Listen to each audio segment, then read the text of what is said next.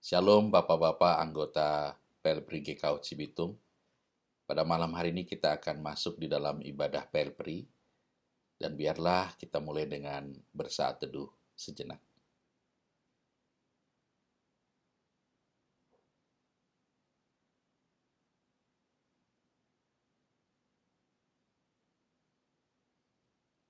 Saudara-saudara yang dikasih oleh Tuhan, kita akan memulai ibadah Pelpri kita. Saya mengajak kita semua bernyanyi dari Kidung Jemaat 457, bait pertama sampai dengan bait yang kedua.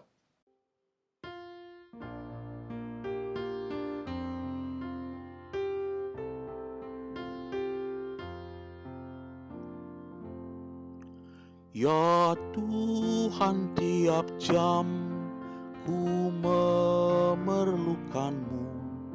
Engkaulah yang memberi sejahtera penuh. Setiap jam ya Tuhan, di Kau ku perlukan. Ku datang juru selamat, berkatilah. Ya Tuhan, tiap jam dampingi hamba-Mu. Jikalau Kau dekat, enyah penggodaku. Setiap jam ya Tuhan, di Kau ku perlukan. Ku datang juru selamat, berkatilah.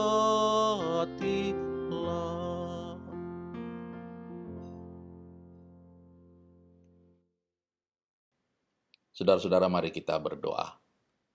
Bapa, kami bersyukur kalau kami diberi kesempatan untuk masuk kembali di dalam ibadah Pelpri. Saat ini kami berdoa ya Tuhan, kiranya Tuhan mengurapi kami, sehingga ibadah Pelpri ini dari awal hingga akhirnya jadi di dalam nama Bapa, Anak, dan Roh Kudus. Amin. Bapak-bapak yang dikasihi Tuhan, kita akan mendengarkan firman Tuhan. Mari kita bernyanyi dari Kidung Jemaat 50A bait yang pertama sampai dengan bait yang kedua. Sabdamu abadi.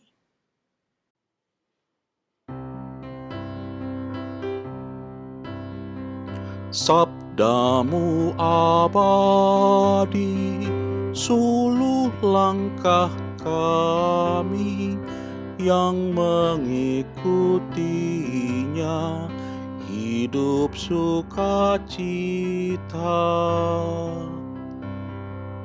Di tengah ancaman, sabdamu harapan, sumber penghiburan, kabar keselamatan.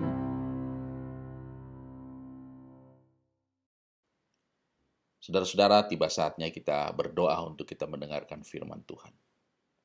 Bapa di sorga, mohon pengurapan daripadamu, agar pemberitaan firman Tuhan hari ini jadi berkat buat kami semua dan menolong kami. Di dalam nama Yesus kami berdoa. Amin. Saudara-saudara yang dikasihi oleh Tuhan, firman Tuhan pada malam hari ini diambil dari Amsal 13 ayat yang ke-24. Demikian firman Tuhan. Siapa tidak menggunakan tongkat benci kepada anaknya, tetapi siapa mengasihi anaknya, mengajar dia pada waktunya. Demikianlah firman Tuhan. Bapak-bapak yang dikasihi oleh Tuhan, hari ini tema kita adalah pria seimbang. Kenapa saya harus bicara mengenai pria seimbang? Karena pertama-tama saudara dan saya harus tahu bahwa keseimbangan itu adalah hukum yang Allah taruh di dalam ciptaannya, agar segala sesuatu berjalan dengan baik. Jadi kalau ada seorang pria seimbang, berarti pria itu ada dalam hukum Allah, sehingga apapun yang dia lakukan akan berjalan dengan baik dan benar. Saudara lihat di seluruh alam ini, hukum keseimbangan itu memainkan peranan yang sangat penting. kalau saudara lihat batu yang tersusun ini, itu terjadi karena faktor keseimbangan yang sempurna. Kalau tidak, jatuh. Dan gak semua orang tahu caranya menyusun batu-batu ini menjadi tersusun dengan rapi tanpa jatuh dengan memanfaatkan asas keseimbangan. Lihatlah burung di udara. Burung terbang dengan dua sayap. Bisa dibayangkan kalau dia cuma terbang dengan satu sayap. Hal yang sama pun berlangsung untuk pesawat terbang. Yang terbang juga bukan dengan satu sayap, tapi dengan dua sayap. Hukum keseimbangan juga saudara dan saya akan lihat banyak sekali dijumpai di kitab Pengkhotbah. Misalnya Pengkhotbah pasal 3 ayat 1 sampai dengan ayat yang ke-8. Firman Tuhan berkata, untuk segala sesuatu ada masanya. Untuk apapun di bawah langit itu ada waktunya. Ada waktu untuk lahir, ada waktu untuk meninggal, ada waktu untuk menanam, ada waktu untuk mencabut yang ditanam, ada waktu untuk membunuh, ada waktu untuk menyembuhkan, ada waktu untuk merombak, ada waktu untuk membangun, ada waktu untuk menangis, ada waktu untuk tertawa, ada waktu untuk meratap, ada waktu untuk menari, ada waktu untuk membuang batu, ada waktu untuk mengumpulkan batu, ada waktu untuk memeluk, ada waktu untuk menahan diri dari memeluk, ada waktu untuk mencari, ada waktu untuk membiarkan rugi, ada waktu untuk menyimpan, ada waktu untuk membuang, ada waktu untuk merobek, ada waktu untuk menjahit, ada waktu untuk berdiam diri, ada waktu untuk berbicara, ada waktu untuk mengasihi, ada waktu untuk membenci, ada waktu untuk perang, ada waktu untuk damai. Setiap hal biasanya ada pengimbangnya. Dan inilah yang disebut dengan hukum keseimbangan. Paulus di dalam 2 Korintus mengajarkan kepada jemaat Korintus yang hari itu pelitnya luar biasa. Paulus mengingatkan, hei, tidak bisa orang miskin membantu orang miskin. Atau orang kaya tinggal dengan orang kaya. Yang benar adalah yang kaya membantu yang miskin. Supaya ada keseimbangan. Saudara-saudara, dalam hukum ekonomi juga berlangsung apa yang disebut dengan hukum keseimbangan. Ada istilah jangan besar pasak daripada tiang. Bisa dibayangkan kalau pengeluaran jauh lebih besar dari pemasukan. Bahkan dalam lalu lintas juga dikenal dengan hukum keseimbangan. Jangan sampai beban yang diangkut oleh sebuah mobil angkutan itu jauh lebih besar dari daya angkutnya. Gambar yang Bapak saksikan hanyalah gambar dari awal dari sebuah masalah. Karena di mana terjadi ketidakseimbangan, di situ pasti terjadi ketidaknormalan dan banyak kerusakan serta kehancuran. Mobil ini, kalau dalam setelan videonya, hanya beberapa ratus meter kemudian ke depan, dia terguling dan terjatuh. Jadi, sekali lagi, hukum keseimbangan memainkan peranan penting. Namun, harus ada catatannya. Karena tidak semua hukum keseimbangan berlaku. Keseimbangan tidak berlaku di antara dosa dan perbuatan baik. Jadi jangan ada yang berpikir, biar seimbang lah, nggak usah saleh-saleh banget, sedikit dosa-dosa bikin seimbang. Saudaraku, kalau yang ini namanya tidak seimbang. Itu sama dengan membayangkan kalau ada sebuah makanan sehat dicampur dengan racun dan kita bilang biar seimbang. Tidak saudara, itu tidak seimbang. Itu mematikan. Sekali lagi, karena tidak ada satu makanan yang sehat yang tetap akan membuat kita tetap sehat ketika dicampur dengan racun. Hal keseimbangan rupanya harus terjadi juga di dalam keluarga. Dalam keluarga sendiri berlaku juga dengan apa yang disebut dengan hukum keseimbangan. Faktanya yang kita jumpai yaitu adalah seringkali terjadi bentuk ketidakseimbangan yang dilakukan oleh kaum kita, para pria khususnya lagi oleh para pria yang sudah berkeluarga. Ada apa? Kita seringkali tidak seimbang antara mengasihi anak dan menegur anak. Kita tidak seimbang. Ketidakseimbangan itu terlihat di mana? Di sini, saudaraku. Ketidakseimbangan yang pertama yaitu ketika anak kita bersalah, harusnya ditegur dan didisiplin secukupnya seperti ayat firman di depan. Dan anak itu diajak berbicara oleh orang tuanya. Tapi seringkali orang tua malah kalap dan dia menghajar anak-anaknya sampai habis. Bahkan sampai ada yang mati. Itu ketidakseimbangan. Atau ketidakseimbangan yang lain adalah anak bersalah harusnya ditegur, didisiplin secukupnya, diajak berbicara oleh orang tuanya. Ini malah sebaliknya terjadi. Orang tuanya malah mendiamkannya. Orang tua menganggap remeh hal itu. Bahkan ada orang-orang tua yang berkata, inilah pendidikan zaman modern. Tidak usahlah terlalu banyak anak-anak itu ditegur. Stres mereka nanti. Nanti juga kalau mereka salah, mereka juga akan ketemu batunya. Kita sudahlah, nanti juga dianggap kuno kita kalau terlalu banyak bicara. Alkitab dari awal sudah berkata, barang siapa tidak memakai rotan, dia tidak mengasihi anaknya. Tidak memakai tongkat, dia tidak mengasihi anaknya. Tidak berarti tongkat atau rotan adalah alat yang dipakai oleh orang tua untuk menyiksa anak-anak. Tongkat ataupun rotan yang digambarkan oleh kitab Amsal menunjukkan kepada kita itulah tindakan disiplin. Bahkan di dalam kitab Perjanjian Baru, Alkitab menyebut kepada Allah dalam hubungannya mendidik manusia sebagai anak-anaknya. Dikatakan, orang mana yang aku kasih yang tidak aku hajar? Allah sendiri menghajar orang-orang yang dikasihinya.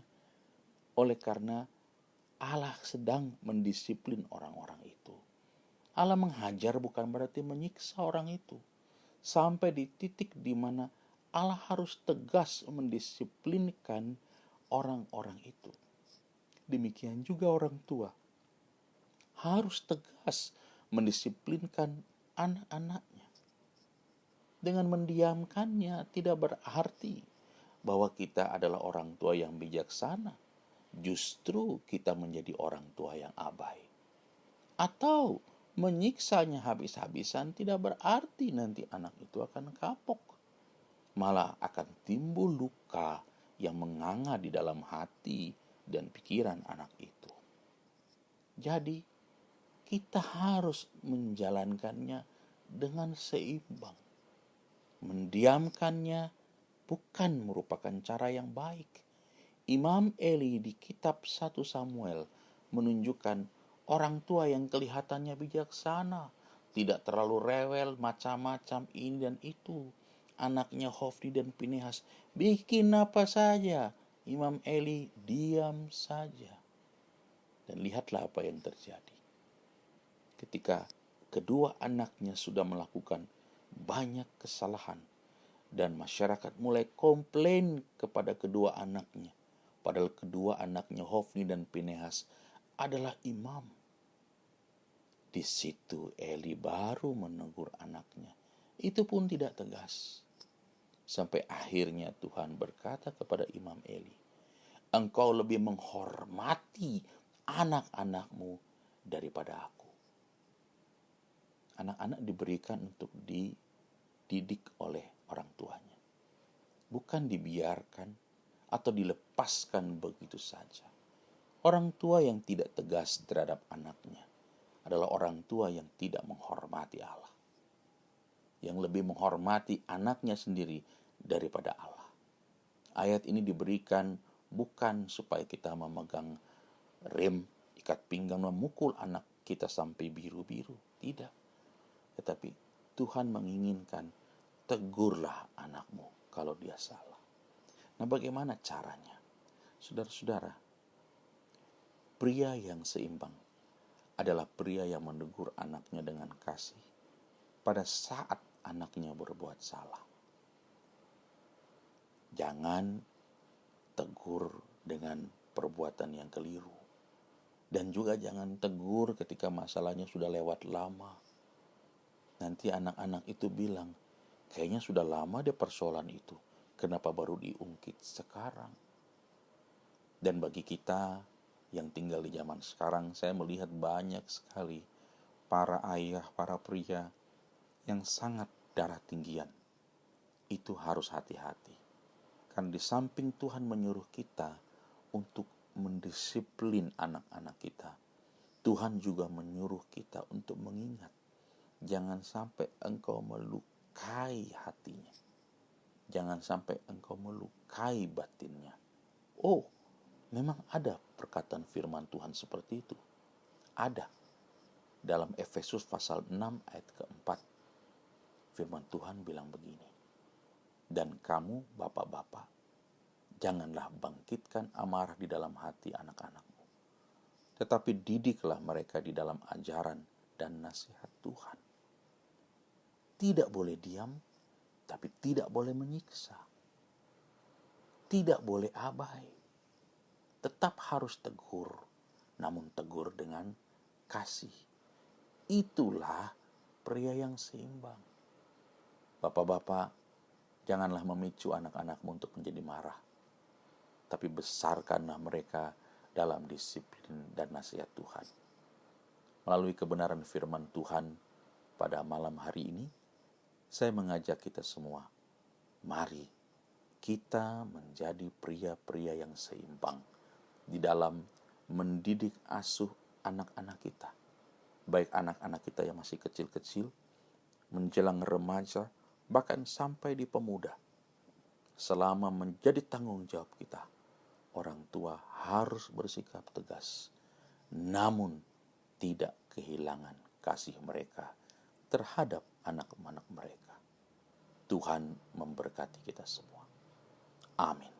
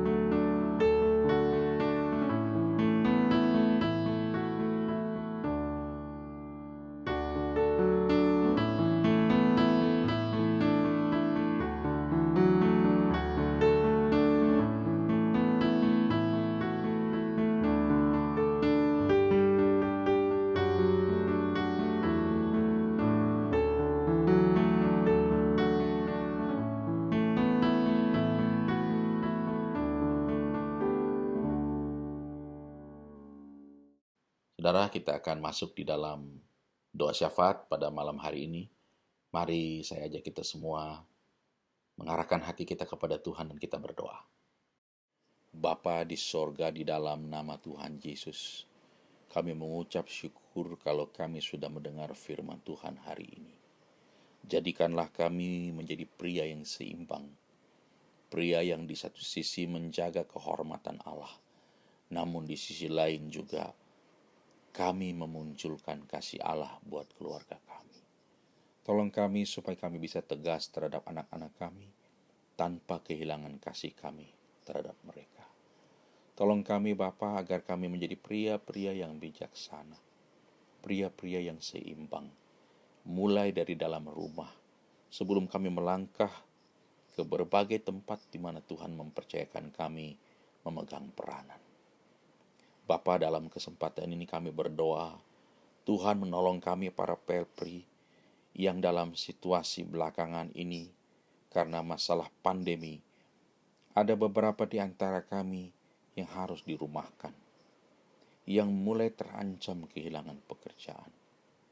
Kalaupun kami tetap ada dalam pekerjaan kami pun mulai terganggu. Bapa, seberapa banyak kami yang ada dalam situasi ini, kami mohon ya Tuhan, malam hari ini berikanlah kami jalan keluar, supaya kami tetap bisa bertanggung jawab kepada istri dan anak-anak kami. Kepada siapapun kami harus memberi pertanggungjawaban. Tuhan, bukakanlah jalan bagi kami. Anugerahkan kesehatan kepada kami, anak-anak-Mu. Juga kepada istri dan anak-anak kami, anugerah kesehatan diberikan kepada mereka. Bahkan kami berdoa Bapa, anak-anak kami yang sedang dalam pendidikan Tuhan berkati. Biar pendidikan mereka tidak terhambat, terhalang oleh karena mereka harus belajar secara online. Demikian juga anak-anak kami yang kuliah juga tidak terhalang kuliah mereka, kalaupun mereka harus kuliah secara online. Anak-anak kami yang sudah bekerja, Tuhan juga menolong supaya mereka dilindungi apabila mereka masih harus bertugas sampai saat ini. Tuhan melindungi mereka dari penularan pandemi ini, Tuhan. Bahkan kalau ada anak-anak kami yang harus bekerja dari rumah mereka, berikan hikmat dan biarlah pekerjaan mereka tetap terjaga.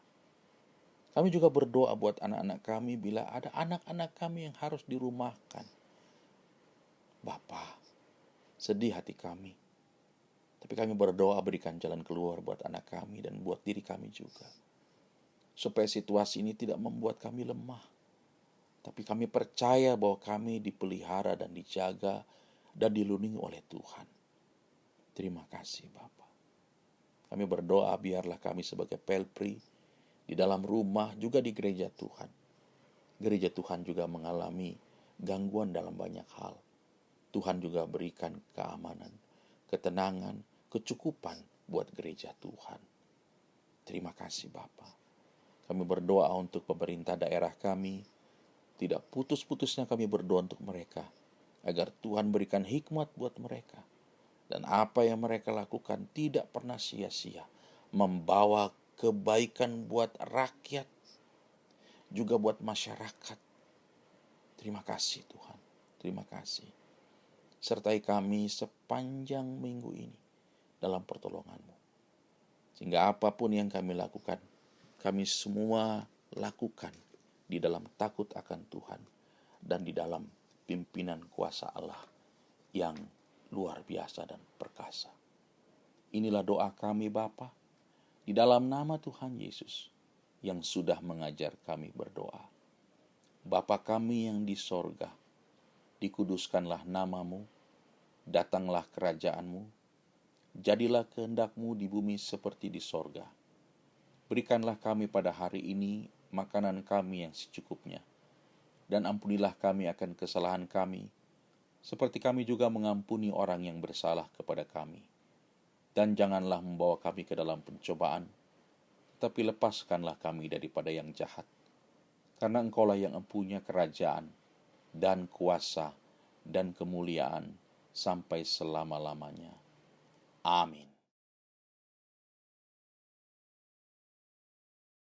Saudara-saudara, kita akan memberi persembahan. Kita berdoa. Bapa di sorga, kami mengucap syukur kami terus diberkati. Dan saat ini kami akan memberi persembahan. Biarlah persembahan kami dikuduskan oleh Tuhan, menjadi alat untuk memajukan pekerjaan pelayanan-Mu. Di dalam nama Yesus kami berdoa. Amin. Saudara-saudara yang dikasihi oleh Tuhan Yesus Kristus, kita akan mengakhiri ibadah kita. Kita bernyanyi dari Kidung Jemaat 350 bait pertama sampai dengan yang ketiga. Oh berkati kami.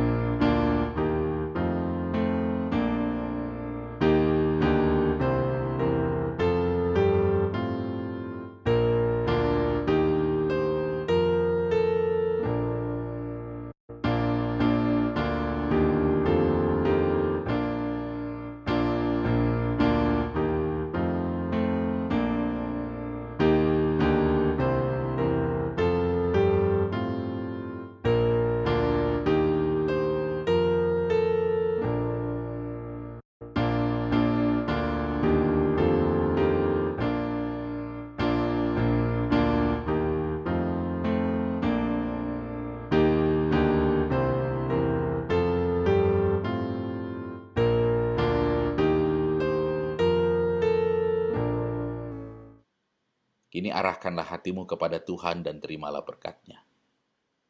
Anugerah Tuhan Yesus Kristus, kasih Allah Bapa dan persekutuan dengan Roh Kudus, menyertai memberkati saudara-saudara sekalian, dari saat ini sampai selama-lamanya.